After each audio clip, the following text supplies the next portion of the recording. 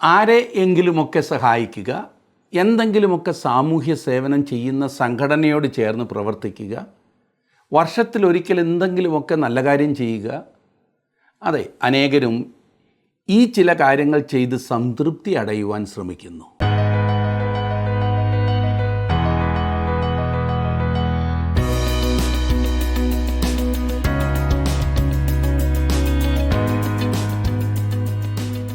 ജീവസന്ദേശത്തിൻ്റെ കേൾവിക്കാരോടുള്ള ഞങ്ങളുടെ സ്നേഹവും വന്ദനവും അറിയിക്കുന്നു. സഭാപ്രസംഗിയുടെ പുസ്തക പഠനം നിങ്ങൾക്ക് അനുഗ്രഹമായിരിക്കുന്നു എന്ന് വിശ്വസിക്കട്ടെ. നിങ്ങളുടെ അഭിപ്രായങ്ങളും സംശയങ്ങളുമൊക്കെ ഞങ്ങളെ അറിയിക്കുവാനുള്ള അവസരങ്ങൾ നിങ്ങൾക്കുണ്ട്. ദൈവത്തെ മാറ്റി നിർത്തിയാൽ മനുഷ്യൻ എത്ര ശൂന്യനാകുന്നുവെന്നും ദൈവത്തോട് ചേർന്ന് നിൽക്കുമ്പോൾ അവൻ എത്ര സമ്പന്നനാകുന്നുവെന്നുമാണ് നമ്മൾ സഭാപ്രസംഗിയുടെ പുസ്തകത്തിൽ കണ്ടുകൊണ്ടിരിക്കുന്നത്.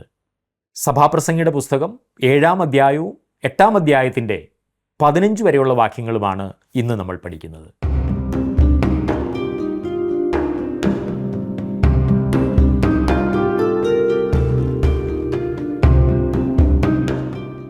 ജീവിതത്തിൽ സന്തോഷവും സംതൃപ്തിയും ലഭിക്കുവാൻ ശലോമോൻ ചെയ്തിട്ടുള്ള പരീക്ഷണങ്ങളിൽ വെച്ച് ഏറ്റവും ഒടുവിലത്തേതാണ് 7-ാം അധ്യായത്തിൽ, സഭാപ്രസംഗിയുടെ പുസ്തകം 7-ാം അധ്യായത്തിൽ നാം കാണുന്നത്.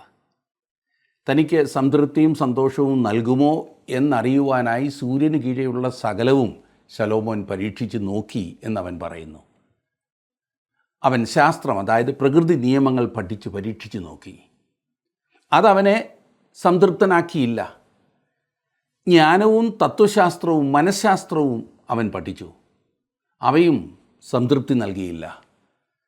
സുഖലോലുപത്വത്തിൻ്റെയും വസ്തുമയത്വത്തിൻ്റെയും അതിർവരമ്പുകൾ ലംഘിച്ച് അവൻ കടന്നുപോയി. അവൻ വിധിവിശ്വാസം പരീക്ഷിച്ചു നോക്കി. സ്വയത്തിനു വേണ്ടി മാത്രം അവൻ ജീവിച്ചു നോക്കി. പിന്നീട് അവൻ മതത്തെ പരീക്ഷിച്ചു നോക്കി. യാതൊരു മതവും സംതൃപ്തി നൽകിയില്ല. കാരണം ക്രിസ്തുവിന് മാത്രമേ ഹൃദയത്തെ സംതൃപ്തമാക്കുവാൻ കഴിയുകയുള്ളൂ. ശലോമോൻ പരീക്ഷിച്ച് നോക്കിയ മറ്റൊരു കാര്യം ധനമായിരുന്നു. ലോകത്തിലേക്കും ഏറ്റവും ധനവാനായ വ്യക്തിയായിരുന്നു ശലോമോൻ ആ കാലത്ത് എന്ന് സാക്ഷ്യപ്പെടുത്തിയിട്ടുണ്ട്. എന്നിട്ടും ധനത്തിന് സംതൃപ്തി നൽകുവാൻ അവൻ്റെ ജീവിതത്തിൽ കഴിഞ്ഞില്ല എന്നതാണ് വാസ്തവം. ഒടുവിലായി ഒരു പരീക്ഷണം കൂടി ശലോമോൻ നടത്തുന്നതായി നാം കാണുന്നു. അതിനെ ഞാൻ ധാർമ്മികത എന്നാണ് വിളിക്കുന്നത്. അതായത് നല്ല പ്രവൃത്തി ചെയ്യുന്നവർ എന്ന് ഇന്നത്തെ ആളുകൾ അവനെ വിളിക്കും. അതാണ് അവൻ ഒടുവിലായി പരീക്ഷിച്ച് നോക്കിയത്. എന്നാൽ കുറേ സാമൂഹ്യ സേവനങ്ങളൊക്കെ അങ്ങ് ചെയ്തേക്കാം. നമ്മുടെ സമൂഹത്തിലെ ബഹുഭൂരിപക്ഷം ആളുകൾ നീങ്ങിക്കൊണ്ടിരിക്കുന്നത് ഇവിടേക്കാണ്, ധാർമ്മികത. ഇവർ വലിയ ബിസിനസ്സുകാരാണ്, അല്ലെങ്കിൽ മക്കളുടെ പണം ധാരാളം അവർക്ക് വിദേശത്തു നിന്നൊക്കെ ലഭിക്കുന്നുണ്ട്. അവരുടെ കുട്ടികൾ ഏറ്റവും നല്ല സ്കൂളുകളിൽ പോകുന്നു, അല്ലെങ്കിൽ അവരുടെ കൊച്ചുമക്കൾ സമൂഹത്തിലെ മുന്തിയ സ്ഥലങ്ങളിൽ പഠിക്കുന്നു. ഇവർ സമൂഹത്തിലെ മുന്തിയ വ്യക്തികളുമായിട്ടാണ് നീങ്ങിക്കൊണ്ടിരിക്കുന്നത്. അവർ ഏറ്റവും വലിയ പള്ളികളിൽ പോകുന്നു. അതെ, പണക്കാർ മാത്രം കൂടുന്ന പള്ളികളിൽ, ഏറ്റവും ഉയരമുള്ള ഗോപുരത്തോടു കൂടിയ പള്ളികളിൽ, അതും സിറ്റി ചർച്ചുകളിൽ മാത്രം. വലിയ പഠിത്തമുള്ള സഭാ ശുശ്രൂഷകനുള്ള പള്ളിയിൽ അവർ പോകുന്നു. അതെ, തിരുവചനം ഒഴിച്ച് ഒരു മനുഷ്യന് അറിയുവാൻ കഴിയുന്ന സകലതും അറിയാവുന്ന സഭാ ശുശ്രൂഷകനുള്ള പള്ളി എന്നാണ് ഞാൻ ഉദ്ദേശിച്ചത്. അല്ല, അദ്ദേഹത്തിന് ബൈബിൾ അറിയാമായിരുന്നെങ്കിൽ തന്നെ അത് പ്രസംഗിച്ചാൽ പിന്നെ ജോലി കാണില്ലല്ലോ. അങ്ങനൊന്നാണ് ശലോമോൻ ഇപ്പോൾ ശ്രമിക്കുന്നത്. നല്ല ജീവിതത്തിൽ കൂടി, ധാർമ്മികതയിൽ കൂടി സംതൃപ്തി കണ്ടെത്തുവാനുള്ള അന്വേഷണം. 7-ാം അധ്യായത്തിൻ്റെ 1-ാം വാക്യം ഞാനൊന്ന് വായിക്കാം. നല്ല പേർ സുഗന്ധ തൈലത്തെക്കാളും മരണദിവസം ജനന ദിവസത്തെക്കാളും ഉത്തമം. ഇത് ശരിയാണ്. ഈ പ്രസ്താവനയിൽ യാതൊരു തെറ്റുമില്ല. നല്ല പേര് സുഗന്ധ തൈലത്തെക്കാളും ഉത്തമമാണ്.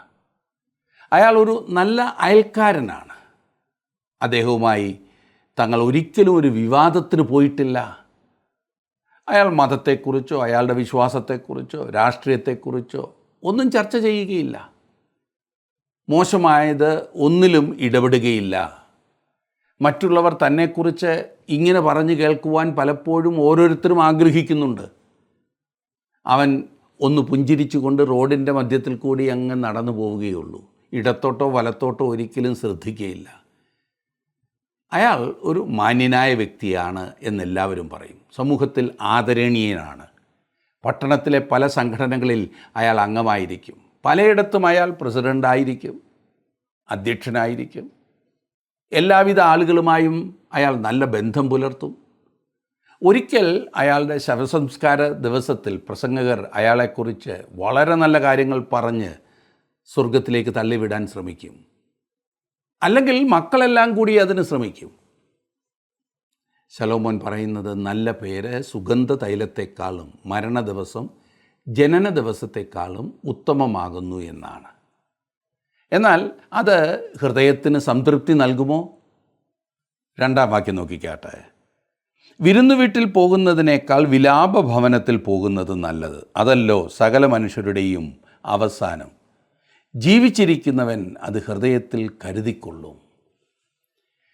ധാർമ്മികതയുടെയും നന്മ ചെയ്യുന്നതിൻ്റെയും ജീവിതം വളരെ മാന്യമായ രീതിയിലാണ് ചെയ്യപ്പെടുന്നത്. അവർ ഒരു ക്ലബ്ബ് മീറ്റിങ്ങിൽ പോയി പരിസ്ഥിതി മലിനീകരണത്തെക്കുറിച്ച് ഒരു മനുഷ്യൻ പ്രസംഗിക്കുന്നത് വളരെ ശ്രദ്ധയോടെ കേൾക്കുന്നു. അവർ അതിനെക്കുറിച്ച് ഒന്നും ചെയ്യുകയില്ല. എന്നാൽ അവർ ഇരുന്ന് കേൾക്കുകയും അതിനെക്കുറിച്ച് മാന്യമായ രീതിയിൽ സംസാരിക്കുകയും ചെയ്യും. അടുത്ത ആഴ്ച ആരെങ്കിലും ആരോഗ്യത്തെക്കുറിച്ച് സംസാരിക്കുന്നുണ്ടായിരിക്കും, യോഗയെക്കുറിച്ച് സംസാരിക്കുന്നുണ്ടായിരിക്കും. അവർ ഇരുന്ന് വീണ്ടും വീണ്ടും ഇതെല്ലാം കേൾക്കും, യാതൊന്നും ചെയ്യുകയില്ല. പിന്നീട് അവർ ശവസംസ്കാരത്തിൽ സംബന്ധിക്കും. മരിച്ച വ്യക്തിയെക്കുറിച്ച് നല്ല കാര്യങ്ങൾ പറയുന്നത് കേൾക്കും. പ്രത്യേകമായി യാതൊരു വികാരവും ഈ പറയുന്ന കൂട്ടർക്ക് ഉണ്ടാകില്ല. ഇതാണ് നമ്മുടെ ചുറ്റുപാടും കാണുന്ന ജീവിതം. ഈ വിധത്തിലുള്ള ജീവിതത്തിന് മനുഷ്യൻ്റെ ആവശ്യങ്ങളെ തൃപ്തിപ്പെടുത്തുവാൻ കഴിയുകയില്ല. ഇതിനോട് യുവജനങ്ങൾ മറുതലിക്കുന്നു. ഒരുതരം നിർജീവമായ പോക്കാണ് ഇങ്ങനെയുള്ളവർക്കുള്ളത്. ഇതിനെ തീർച്ചയായും യുവജനങ്ങൾ അംഗീകരിക്കുകയില്ല. 3-ാം വാക്യത്തിൽ നോക്കാം. ചിരിയേക്കാൾ വ്യസനം നല്ലത്, മുഖം വാടിയിരിക്കുമ്പോൾ ഹൃദയം സുഖമായിരിക്കും. ദുഃഖം ഒഴിവാക്കുന്നതിന് വേണ്ടി മനുഷ്യർ ഇന്ന് എന്തും ചെയ്യാൻ തയ്യാറാകുന്നു. എത്ര നല്ലൊരു ശവസംസ്കാരമായിരുന്നു അത് എന്ന് പറയത്തക്ക വിധം വാസ്തവത്തെ മറച്ചു വെക്കുവാൻ ശ്രമിക്കുന്നു. മരണമാകുന്ന വാസ്തവത്തെ എത്രയും വേഗം മനുഷ്യൻ മറന്നുപോകുന്നു. 4-ാം വാക്യത്തിൽ നാം വായിക്കുന്നത്, ജ്ഞാനികളുടെ ഹൃദയം വിലാപഭവനത്തിലിരിക്കുന്നു, മൂഢന്മാരുടെ ഹൃദയമോ സന്തോഷഭവനത്തിലത്രേ. മനുഷ്യൻ എല്ലായ്പ്പോഴും മരണ നിഴലിലാണ്. എന്നാൽ മൂഢൻ ആ കാര്യം ഗ്രഹിക്കുന്നില്ല. അവനത് ഗ്രഹിക്കാതെയാണ് മുൻപോട്ട് പോയിക്കൊണ്ടിരിക്കുന്നത്. തങ്ങളുടെ സ്നേഹിതന്മാർ ലോകത്തിൽ നിന്ന് ഓരോരുത്തരായി മാറ്റപ്പെടുന്നത് കാണുമ്പോഴും മരണത്തിലേക്കാണ് തങ്ങൾ നീങ്ങിക്കൊണ്ടിരിക്കുന്നത് എന്ന വാസ്തവം അവർ മനസ്സിലാക്കുന്നില്ല. അഥവാ ആരെങ്കിലും അവരോട് പറഞ്ഞാൽ അവർ അംഗീകരിക്കുവാൻ തയ്യാറല്ല താനും. തങ്ങൾ എവിടേക്കാണ് പോകുന്നത് എന്ന കാര്യം അവർ ഉറപ്പാക്കേണ്ടത് ആവശ്യമത്രേ. അവർ രക്ഷിക്കപ്പെട്ടവരോ അതോ നഷ്ടപ്പെട്ടവരോ? അവർ ദൈവത്തോട് ശരിയായി ബന്ധപ്പെട്ടിരുന്നുവോ? അത് അത്ര പ്രാധാന്യമുള്ള കാര്യമാണെന്ന് അവർ കരുതിയിരുന്നില്ല, ഇന്ന് കരുതുന്നുമില്ല. അവർ സാമൂഹിക രംഗങ്ങളിൽ വളരെയധികം പ്രവർത്തന നിരതരായിരുന്നിരിക്കും. ക്രിസ്തുവിന് വേണ്ടി ഒരു നിലപാട് കൈക്കൊള്ളുന്നതിനോ തീരുമാനമെടുക്കുന്നതിനോ അവർ തയ്യാറാവുകയില്ല. അത് ഇടുങ്ങിയ ചിന്താഗതിയാണ്. ഭക്തിയൊക്കെ വല്ലപ്പോഴും മതി എന്നാണ് അവർ പറയുന്നത്. 5ഉം 6ഉം വാക്യങ്ങളിൽ, മൂഢൻ്റെ ഗീതം കേൾക്കുന്നതിനേക്കാൾ ജ്ഞാനിയുടെ ശാസന കേൾക്കുന്നത് മനുഷ്യന് നല്ലത്. മൂഢൻ്റെ ചിരി കലത്തിൻ്റെ കീഴെ കത്തുന്ന മുള്ളിൻ്റെ പൊടുപൊടുപ്പ് പോലെ ആകുന്നു, അതും മായയത്രേ. 2 ഗ്രൂപ്പിൽപ്പെട്ടവരെയും ഒന്ന് പരിശോധിച്ച് നോക്കുക. ഇതാണ് ശലോമോൻ പറയുന്നത്. ജ്ഞാനിയുടെ ശാസന ശ്രദ്ധിക്കുക, എന്നിട്ട് മൂഢന്മാരുടെ സംഗീതവും ശ്രദ്ധിക്കുക. ഒന്ന് മറ്റേതിനേക്കാൾ നന്നായിരിക്കും. എന്നാൽ രണ്ടിനോടും കൂടെ പോകുന്നതിനേക്കാൾ നല്ലത് ഏതെങ്കിലും ഒന്നിനോടുകൂടെ പോകുന്നതായിരിക്കും. രണ്ടിനോടും കൂടി പോകുന്നത് എളുപ്പമുള്ള കാര്യമാണ് എന്ന് നിങ്ങൾ ചിന്തിച്ചാൽ അത് സമ്മതിച്ചു തരാൻ ഞാൻ തയ്യാറല്ല. ഈ അധ്യായത്തിൻ്റെ തുടർന്നുള്ള ഭാഗത്ത് ലഭിക്കുന്ന ചിത്രം ഇതാണ്. 9-ാം വാക്യം ഞാൻ വായിക്കാം. നിൻ്റെ മനസ്സിൽ അത്ര വേഗം നീരസം ഉണ്ടാകരുത്, മൂഢന്മാരുടെ മാർവിൽ അല്ലോ നീരസം വസിക്കുന്നത്. ഒന്നുകൊണ്ടും ആരെയും കോപിപ്പിക്കരുത്. നല്ല കുഞ്ഞായിരിക്കുക, എല്ലാവരോടും സ്നേഹമായിരിക്കുക, ആരെയും മുഷിപ്പിക്കരുത്. അങ്ങനെ വന്നാൽ മാത്രമേ നമ്മുടെ പണി മുൻപോട്ട് കൊണ്ടുപോകുവാനായി നമുക്ക് സാധിക്കൂ. ഏറ്റവും എളുപ്പമുള്ള വഴിയെ പോയാൽ, പതിയെ നടന്നു പോയാൽ, ആരെയും മുറിവേൽപ്പിക്കാതെ പോയാൽ നമുക്ക് യാതൊരു കുഴപ്പവും ഉണ്ടാകുകയില്ല എന്ന ചിന്താഗതി. ഓടിച്ചാടിപ്പോയാൽ ആരെങ്കിലുമൊക്കെ മുറിവേൽക്കപ്പെടുമല്ലോ. ഒരു തീവ്രവാദിയാകുവാൻ ശ്രമിക്കരുത്. വിട്ടുവീഴ്ചയ്ക്ക് തയ്യാറാകുക. പേരുണ്ടാക്കുവാൻ കഴിയുന്ന കൂട്ടത്തോട് കൂടെ ചേർന്ന് പോവുക. അടുത്ത ദിവസം പേരുണ്ടാക്കുവാൻ കഴിയുന്ന മറ്റൊരു കൂട്ടത്തോട് കൂടെ പോകുവാൻ തോന്നുന്നെങ്കിൽ അങ്ങനെ ചെയ്യുക. ആദർശമൊന്നും പറഞ്ഞതുകൊണ്ട് വിശേഷമൊന്നുമില്ലെന്നേ. ഈ അധ്യായത്തിലെ നല്ല പ്രവൃത്തി മാത്രം ചെയ്യുന്നവന് നരകം പോലെ ശനിയാഴ്ച രാത്രി വരെ കഴിഞ്ഞിട്ട് ഞായറാഴ്ച പള്ളിയിൽ പോയി ദൈവപൈതലാകുന്നു എന്ന് അഭിനയിക്കുന്നവനാണ്. ശനിയാഴ്ച രാത്രിയിൽ മൂക്കുമുട്ട കുടിച്ച് 4 കാലിൽ നടന്ന് കണ്ടവരോടെല്ലാം വഴക്കുണ്ടാക്കിയ ഒരു മനുഷ്യൻ ഞായറാഴ്ച രാവിലെ എന്നോട് പറയുന്നു, ഞാനും ഒരു വിശ്വാസിയാണ്, എനിക്കെന്നാ കുഴപ്പം, ഞാൻ വിശ്വാസി അല്ലയോ? ഇന്ന് അനേകരുടെയും ഭാവം ഇതുതന്നെയാണ്.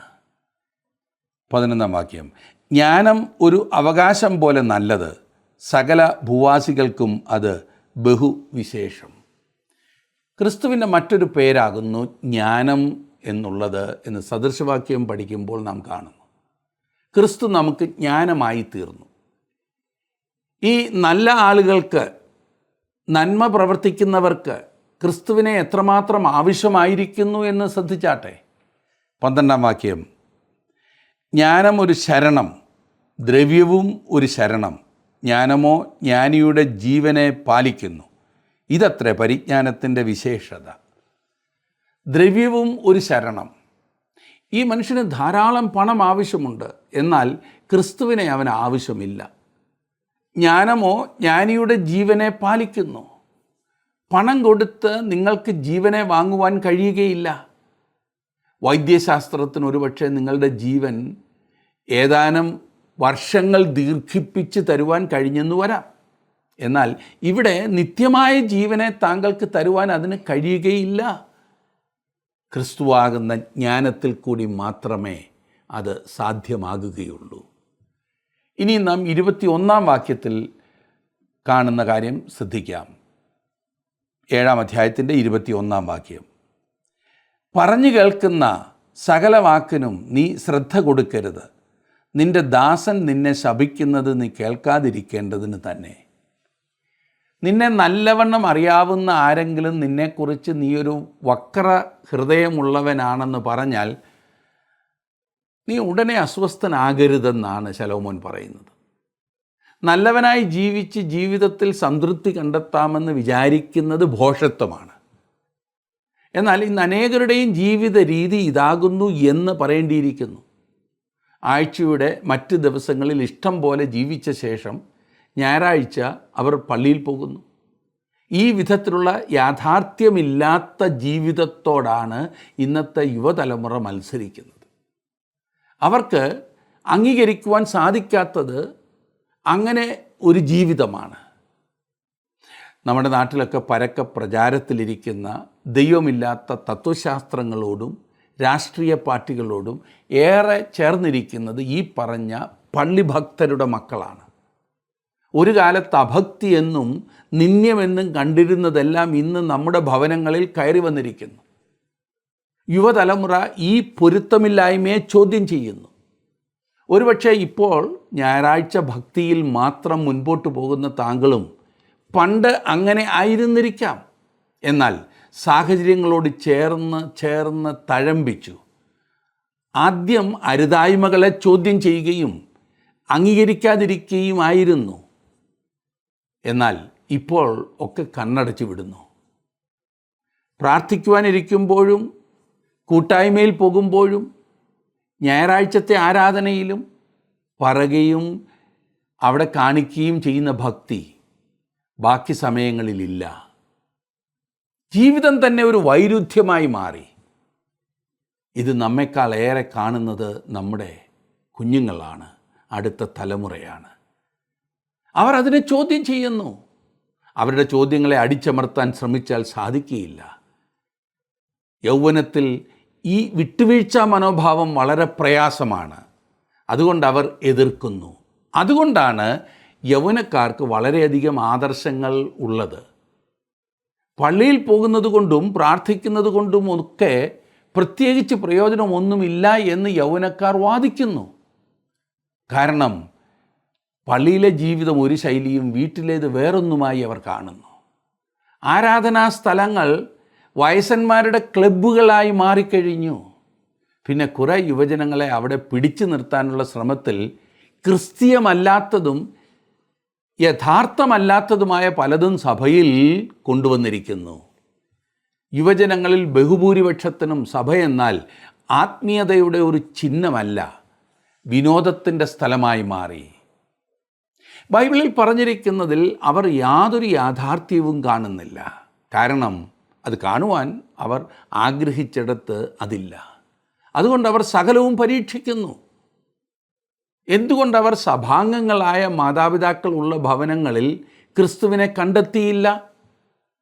തങ്ങളുടെ ഭവനങ്ങളിലും സഭകളിലും ഏതോ കാര്യമായി നഷ്ടപ്പെട്ടിരിക്കുന്നു എന്നവർ മനസ്സിലാക്കി. പറയുന്നതിൽ നിന്ന് വളരെ വ്യത്യസ്തമായിട്ടാണ് ഈ നല്ല പിള്ള ചമയുന്നവരൊക്കെ ജീവിക്കുന്നതെന്ന് യുവജനങ്ങൾ മനസ്സിലാക്കി. അതുകൊണ്ട് വഷളായ ഒരു യുവതലമുറയെ ആകുന്നു നമുക്കിന്ന് കാണുവാൻ കഴിയുന്നത്. അവരെ കുറ്റം പറഞ്ഞിട്ട് കാര്യമുണ്ടോ? സകലത്തിനും മതിയായ ഒരു ദൈവത്തെക്കുറിച്ച് ഘോഷിക്കുന്നവർ വീട്ടിൽ അല്പം എന്തിനെങ്കിലും പോലും അന്യായ മാർഗങ്ങൾ അന്വേഷിക്കുന്നു. സ്നേഹവാനായ ദൈവത്തെക്കുറിച്ച് കൊട്ടിഘോഷിക്കുന്ന അപ്പച്ചൻ വീട്ടിൽ സ്നേഹം എന്താണെന്ന് പോലും അറിയാത്തതുപോലെ ജീവിക്കുന്നു. യുവജനങ്ങൾ കപടഭക്തി കണ്ടു, ശൂന്യത മനസ്സിലാക്കി. സൺഡേ സ്കൂൾ അധ്യാപകൻ്റെ മക്കൾ അപ്പച്ചനെ വീട്ടിൽ കാണുന്നത് വ്യത്യസ്തനായിട്ടാണ്. നിരീശ്വരനായ ഒരു വ്യക്തിയെ സുവിശേഷവുമായി കണ്ടുമുട്ടുന്നതിനേക്കാൾ വളരെ പ്രയാസമാണ് പള്ളിഭക്തനായ ഒരുവനെ നേടുന്നത്. ഒന്നാമത്തെ വാക്യം വായിക്കുമ്പോൾ എന്താണ് തുടർന്ന് പറയുവാൻ പോകുന്നതെന്ന് അറിയാവുന്ന ആളുകൾ മുൻപിലുണ്ട്. അവർക്കെല്ലാം അറിയാം. ഇനിയും അനുസരിച്ചാൽ മാത്രം മതി. അവർ മൂപ്പന്മാരാണ്, ആത്മായ ശുശ്രൂഷകരാണ്, ഉപദേശിമാരാണ്. മറ്റുള്ളവരെ നന്നാക്കുന്ന മറ്റാർക്കും നന്നാക്കുവാൻ കഴിയാത്തവരാണ് ഈ പറഞ്ഞ കൂട്ടർ. കർത്താവ് ഈ ഭൂമിയിലായിരുന്നപ്പോൾ നേരിട്ട ഏറ്റവും വലിയ പ്രതിസന്ധി ഇങ്ങനെയുള്ളവർ തന്നെയായിരുന്നു. അതെ, ശലോമോൻ തൻ്റെ പരീക്ഷണത്തിൽ ആ കാര്യവും പരീക്ഷിച്ചു നോക്കിയതായി നാം വായിക്കുന്നു. ഇനി ഞാൻ 8-ാം അധ്യായത്തിലേക്ക് വരികയാണ്. 8-ാം അധ്യായത്തിലേക്ക് വരുമ്പോൾ ശീതോഷ്ണവാനായ മനുഷ്യനെക്കുറിച്ചാണ് തുടർന്ന് പറയുന്നത്. അവൻ നല്ല ചൂടുള്ളവനോ നല്ല തണുപ്പുള്ളവനോ അല്ല. ശലോമോൻ പറയുന്നത് ദുഷ്ടനും നീതിമാനും തമ്മിൽ വലിയ അന്തരമുള്ളതായി താൻ കാണുന്നില്ല എന്നാണ്. 8-ാം അധ്യായത്തിൻ്റെ 1-ാം വാക്യം ഞാനൊന്ന് വായിക്കട്ടെ. ജ്ഞാനിക്ക് തുല്യനായിട്ടാരുള്ളൂ? കാര്യത്തിൻ്റെ പൊരുൾ അറിയുന്നവൻ ആർ? മനുഷ്യൻ്റെ ജ്ഞാനം അവൻ്റെ മുഖത്തെ പ്രകാശിപ്പിക്കുന്നു, അവൻ്റെ മുഖത്തെ കാഠിന്യം മാറിപ്പോകുന്നു. യഥാർത്ഥ ജ്ഞാനം ആകുന്ന ക്രിസ്തുവിനും മാത്രമേ ഒരു വ്യക്തിയെ രൂപാന്തരപ്പെടുത്തുവാൻ കഴിയൂ. ക്രിസ്തു ഒരു വ്യക്തിയുടെ ജീവിതത്തിൽ കടന്നു വരുമ്പോൾ ആ വ്യക്തി ആ ജീവിതത്തിൽ സന്തോഷവും സമാധാനവും പ്രാപിക്കുന്നു. അങ്ങനെ ആ വ്യക്തി സന്തോഷവും സമാധാനവും ഉള്ള വ്യക്തിയായിത്തീരുന്നു. നമുക്ക് ആവശ്യമായതെല്ലാം തരുവാൻ ക്രിസ്തുവിന് കഴിയും. 2-3 വാക്യങ്ങൾ ഞാൻ വായിക്കട്ടെ. 8-ാം അധ്യായത്തിൻ്റെ 2-3. ദൈവസന്നിധിയിൽ ചെയ്ത സത്യമോർത്തിട്ട് രാജാവിൻ്റെ കൽപ്പന പ്രമാണിച്ചു കൊള്ളണം എന്ന് ഞാൻ പ്രബോധിപ്പിക്കുന്നു. നീ അവൻ്റെ സന്നിധി വിട്ടുപോകുവാൻ ബന്ധപ്പെടരുത്. ഒരു ദുഷ്കാര്യത്തിലും ഇടപെടരുത്. അവൻ തനിക്ക് ഇഷ്ടമുള്ളതൊക്കെയും ചെയ്യുമല്ലോ. നീ ചെയ്യുന്നത് എന്താണെന്ന് സൂക്ഷിച്ചു കൊള്ളണം. കുഴപ്പത്തിൽ ചെന്ന് ചാടരുത് എന്നാണ് ശലോമോൻ ഇവിടെ പറയുന്നത്. അടുത്ത വാക്യത്തിൽ നാം വായിക്കുന്നത്, രാജകൽപ്പന ബലമുള്ളത്, നീ എന്ത് ചെയ്യുന്നു എന്ന് അവനോട് ആർ ചോദിക്കും? താൻ വിശ്വസിക്കുന്ന കാര്യത്തിന് വേണ്ടി ഒരു നിലപാട് കൈക്കൊള്ളുവാൻ രാജാവിന് കഴിയും. കാരണം അപ്രകാരം ചെയ്യുവാനുള്ള സ്വാതന്ത്ര്യം രാജാവിനുണ്ട്, അതിനുള്ള അധികാരമുണ്ട്. എന്നെ ശ്രദ്ധിക്കുന്ന പ്രിയ സുഹൃത്തെ, ഒരു രാജാവിനെ പോലെ ക്രിസ്തുവിന് വേണ്ടി ഒരു നിലപാട് കൈക്കൊണ്ടുകൊണ്ട് ജീവിക്കുവാൻ താങ്കൾ എന്തുകൊണ്ട് തയ്യാറാകുന്നില്ല? ഒരു രാജാവിനെ പോലെ ചങ്കൂറ്റത്തോടുകൂടെ തീരുമാനമെടുക്കുന്നതായ വ്യക്തി സ്വാതന്ത്ര്യത്തിനു വേണ്ടി ഇന്ന് യുവജനങ്ങൾ താല്പര്യം പ്രകടിപ്പിക്കുന്നു. സമൂഹത്തിൽ അംഗീകരിക്കപ്പെടണമെന്നാണ് അവരുടെ താല്പര്യം. അതിനുവേണ്ടി അവർ ചില പ്രത്യേക ഗ്രൂപ്പുകളോടൊക്കെ ചെന്ന് ചേരുന്നു, പ്രത്യേക വിധത്തിൽ വസ്ത്രധാരണം നടത്തുന്നു, മദ്യത്തിനും മയക്കുമരുന്നിനും അടിമകളായി ജീവിക്കുന്നു. എന്നാൽ വാസ്തവത്തിൽ അതൊന്നും അവർക്ക് സ്വാതന്ത്ര്യമല്ല കൊടുക്കുന്നത് എന്നവർ അറിയുന്നില്ല. പ്രത്യേക രീതികൾക്ക് അവർ അടിമകളായിത്തീരുകയാണ്. സ്വാതന്ത്ര്യമല്ല, അടിമകളാണ്. ദൈവത്തോട് ശത്രുതയുള്ള ലോകത്തിലാണ് ഞാനും നിങ്ങളും ജീവിക്കുന്നത്. എന്നാൽ ക്രിസ്തുവിലുള്ള ഒരു വ്യക്തിക്ക് കർത്താവായ യേശുക്രിസ്തുവിനെ രക്ഷിതാവും കർത്താവുമായി അംഗീകരിച്ചുകൊണ്ട് ജീവിക്കുവാൻ കഴിയും. അതാണ് യഥാർത്ഥ സ്വാതന്ത്ര്യം. എന്നെ ശ്രദ്ധിക്കുന്ന പ്രിയ സുഹൃത്തെ, താങ്കൾക്ക് യഥാർത്ഥമായ സ്വാതന്ത്ര്യം ആവശ്യമെങ്കിൽ യേശുവിൻ്റെ അടുത്തേക്ക് വരിക. പുത്രൻ നിങ്ങൾക്ക് സ്വാതന്ത്ര്യം വരുത്തിയാൽ നിങ്ങൾ സാക്ഷാൽ സ്വതന്ത്രരാകുമെന്ന് കർത്താവ് തന്നെ പറഞ്ഞു. അതാണ് സ്വാതന്ത്ര്യം. നല്ല പ്രവൃത്തി ചെയ്യുന്നവനും കുറ്റവാളിയെപ്പോലെ ദൈവത്തോട് ശത്രുതയിലാണ് ജീവിക്കുന്നത് എന്ന് മനസ്സിലാക്കുക. ചിലപ്പോൾ ഈ കാര്യം വിഷമമായിരിക്കും. അവനും ചില നിയമങ്ങൾക്കും രീതികൾക്കും അടിമയായിരിക്കും. 8-ാം അധ്യായത്തിൻ്റെ 8-ാം വാക്യത്തിലേക്ക് വരുമ്പോൾ നാം കാണുന്നത്, ആത്മാവിനെ തടുപ്പാൻ ആത്മാവിന്മേൽ അധികാരമുള്ള ഒരു മനുഷ്യനുമില്ല, മരണദിവസത്തിന്മേൽ അധികാരമുള്ളവനുമില്ല, യുദ്ധത്തിൽ സേവാവിമോചനവുമില്ല, ദുഷ്ടത ദുഷ്ടന്മാരെ വിടുവിക്കുകയുമില്ല. തങ്ങൾ സംബന്ധിക്കുന്ന കൂട്ടത്തിലുള്ള ആളുകളുമായി പൊരുത്തപ്പെടുന്നതിന് വേണ്ടി പാർട്ടികളിൽ സംബന്ധിക്കുന്നവരുണ്ട്. അധികം താമസിക്കാതെ അവർ മദ്യത്തിന് അടിമകളായി തീരുന്നതായി കാണുവാൻ കഴിയും. അവരെല്ലാം നന്മ പ്രവർത്തിക്കുന്ന നല്ലവരായ ആളുകളാണ്. അവസാനം മരണം അവന് വന്നു കൂടും. മരണദിവസത്തിന്മേൽ അധികാരമുള്ളവനില്ല എന്നാണ് വായിച്ചത്. 11-ാം വാക്യം, ദുഷ്പ്രവർത്തിക്കുള്ള ശിക്ഷാവിധി തൽക്ഷണം നടക്കായ്ക കൊണ്ട് മനുഷ്യർ ദോഷം ചെയ്യുവാൻ ധൈര്യപ്പെടുന്നു. എത്ര വാസ്തവമാണല്ലേ ഇന്നത്തെ സമൂഹത്തിൽ സംഭവിച്ചുകൊണ്ടിരിക്കുന്നത്? ഇതുതന്നെയല്ലേ? അതിൻ്റെ ഒരു നല്ല ചിത്രമാണിത്. ഇവിടെ നമുക്ക് ലഭിക്കുന്നത് ന്യായവിധി ഉടനടി ഇല്ലാത്തത് കൊണ്ട് മനുഷ്യർ കൂടുതൽ കൂടുതൽ ദുഷ്പ്രവൃത്തി ചെയ്യുന്നു എന്ന ചിന്തയാണ്. മനുഷ്യഹൃദയത്തിലാണ് ദുഷ്ടത കുടിക്കൊള്ളുന്നത്. ഈ കാര്യം നാം ഓർക്കണം. ക്രിസ്തു വിശ്വാസികളെന്ന് പറയുന്നവർ പോലും പാപത്തിൽ ജീവിതം തുടർന്നുകൊണ്ടിരിക്കുന്നു. ദൈവം ഉടനടി ശിക്ഷ നൽകാതെ കാത്തിരിക്കുന്നു. അവൻ നിത്യത വരെ കാത്തിരിക്കുവാൻ തയ്യാറുമാണ്. നിത്യത വരെ കാത്തിരിക്കുവാൻ ദൈവത്തിന് കഴിയും. എന്നാൽ നമുക്കത് സാധ്യമല്ല. ഇപ്പോഴാകുന്നു നമുക്കുള്ള സുപ്രസാദകാലം, ഇപ്പോഴാകുന്നു നമുക്കുള്ള രക്ഷാദിവസം. നിങ്ങൾക്ക് ദൈവത്തിങ്കിലേക്ക് തിരിഞ്ഞു വരുവാനുള്ള സന്ദർഭം അവൻ ഇന്ന് തന്നിരിക്കുകയാണ്. 14-ാം വാക്യത്തിൽ നാം കാണുന്നത്, ഭൂമിയിൽ നടക്കുന്ന ഒരു മായയുണ്ട്. നീതിമാന്മാർക്ക് ദുഷ്ടന്മാരുടെ പ്രവൃത്തിക്ക് യോഗ്യമായത് ഭവിക്കുന്നു, ദുഷ്ടന്മാർക്ക് നീതിമാന്മാരുടെ പ്രവൃത്തിക്ക് യോഗ്യമായതും ഭവിക്കുന്നു, അതും മായയത്രേ എന്ന് ഞാൻ പറഞ്ഞു. ബാഹ്യമായി നോക്കുമ്പോൾ ദുഷ്ടനും നീതിമാനും തമ്മിൽ വലിയ അന്തരം കാണുവാൻ കഴിയുകയില്ലെന്ന് ശലോമോൻ കണ്ടെത്തുന്നു. രണ്ടുപേരും ഒരേ അന്ത്യത്തിൽ എത്തുന്നത് കൊണ്ട് ഒരുവൻ ദുഷ്ടനായിരുന്നാലും മറ്റൊരുവൻ നല്ലവനായിരുന്നാലും വലിയ വ്യത്യാസമൊന്നുമില്ല എന്ന് തോന്നും. 15-ാം വാക്യത്തിൽ കാണുന്നത്, ആകയാൽ ഞാൻ സന്തോഷത്തെ പ്രശംസിച്ചു. തിന്നുകുടിച്ച് സന്തോഷിക്കുന്നതല്ലാതെ മനുഷ്യന് സൂര്യൻ്റെ കീഴിൽ മറ്റൊരു നന്മയും ഇല്ലല്ലോ. ദൈവം സൂര്യൻ്റെ കീഴിൽ അവന് നൽകുന്ന ആയുഷ്കാലത്ത് അവൻ്റെ പ്രയത്നത്തിൽ അവനോടുകൂടെ നിലനിൽക്കുന്നത് ഇത് മാത്രമേയുള്ളൂ. തിന്നുക, കുടിക്കുക, ആനന്ദിക്കുക, ജീവിതം ആസ്വദിക്കുകയും സൂര്യന് കീഴിൽ ദൈവം അവന് കൊടുക്കുന്ന ജോലിയിൽ സന്തോഷിക്കുകയും മാത്രമാണ് നല്ല കാര്യം എന്നവൻ അന്തിമമായി ഒരു തീരുമാനത്തിലെത്തുന്നു. ഇത് ഏറ്റവും ശൂന്യവും അർത്ഥമില്ലാത്തതുമായ തത്വചിന്തയത്രേ, ഇല്ലേ? എന്നെ ശ്രദ്ധിക്കുന്ന പ്രിയ സുഹൃത്തെ, ജീവിതത്തിൽ കുറേ നന്മ പ്രവർത്തികൾ ചെയ്ത് സന്തോഷം കണ്ടെത്തുവാൻ ശ്രമിക്കുന്നത് തീർച്ചയായും അബദ്ധമാണ്. ഏതാണ് ശരിയായ മാർഗമെന്ന് ദൈവവചനം നമുക്ക് വെളിപ്പെടുത്തി തന്നിട്ടുണ്ട്. കർത്താവായ യേശുക്രിസ്തുവിലൂടെ ജീവിതം അർത്ഥവത്താക്കുന്നതാണ് ഏറ്റവും അനുഗ്രഹിക്കപ്പെട്ട അവസ്ഥ. ആ അവസ്ഥയിൽ എത്തിച്ചേരുവാൻ നിങ്ങൾക്ക് സാധിച്ചിട്ടുണ്ടോ? ഇല്ല എങ്കിൽ ജീവിതത്തെ ദൈവകരങ്ങളിലേക്ക് സമർപ്പിക്കൂ. ദൈവം ആ ഭാഗ്യാവസ്ഥയിലേക്ക് നിങ്ങളെ നയിക്കും. അതിനായിട്ട് ദൈവം നിങ്ങളെ സഹായിക്കട്ടെ, അനുഗ്രഹിക്കട്ടെ.